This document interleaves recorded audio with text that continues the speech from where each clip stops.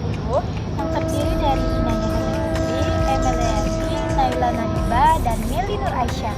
Pada kesempatan kali ini, kami akan mempresentasikan atau menjelaskan mengenai rapat kantor.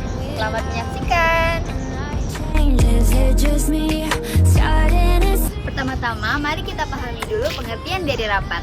Rapat merupakan suatu kegiatan yang dilaksanakan oleh dua orang atau lebih untuk membahas suatu masalah, mencari solusi, serta mengambil keputusan. Rapat bisa dilakukan secara online maupun offline, atau dilaksanakan secara formal maupun informal, tergantung dari kebutuhan organisasi maupun kantor.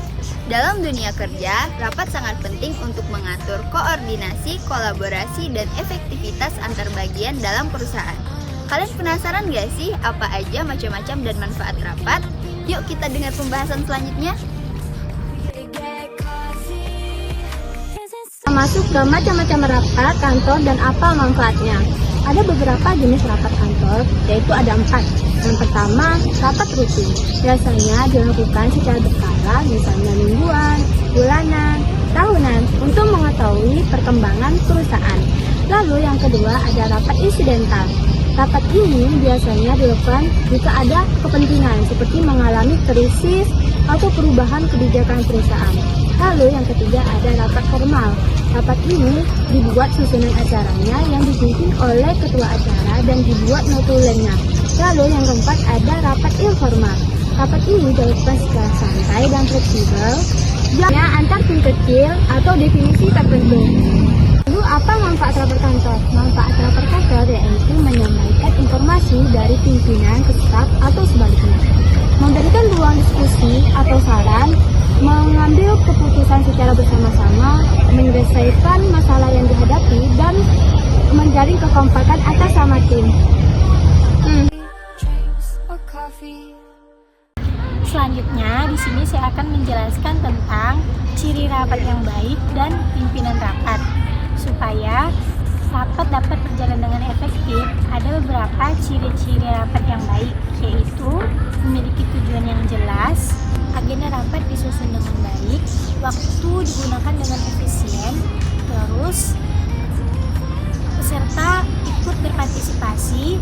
Yang terakhir ada notulen sebagai dokumentasi hasil rapat.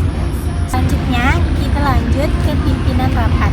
Pimpinan rapat adalah orang yang bertanggung jawab untuk memimpin berjalannya rapat. Dia harus memastikan rapat berjalan dengan tertib dan tujuan rapat tercapai. Ada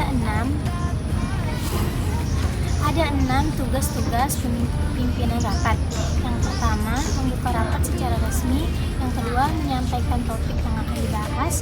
Yang ketiga, mengatur alur diskusi. Yang keempat, memberikan kesempatan berbicara dengan adil. Yang kelima, menyimpulkan hasil rapat. Yang keenam, menutup rapat dengan kesimpulan dan ucapkan terima kasih.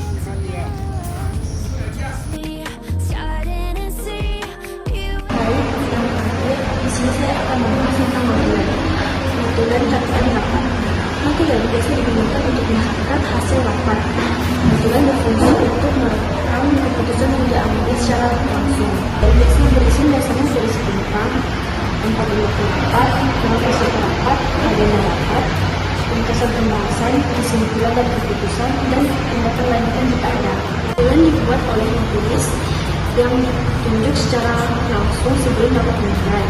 Kemudian notulen dikirim kepada peserta rapat secara dokumen resmi dan asli. Dengan adanya notulen, rapat dapat diingat kembali dan menjadi acuan untuk kegiatan selanjutnya. Dan terakhir adalah kesimpulan. Dapat kita pahami bahwa rapat dilaksanakan untuk membahas suatu masalah, mencari solusi, serta mengambil keputusan. Dan dalam pelaksanaannya, rapat dapat dilaksanakan secara formal maupun informal, tergantung dari masing-masing tujuannya.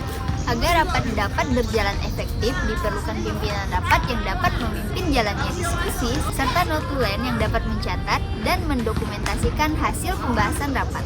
Dengan memahami proses dan manfaat rapat, maka setiap anggota organisasi dapat berkontribusi secara aktif dan produktif dalam setiap agenda rapat.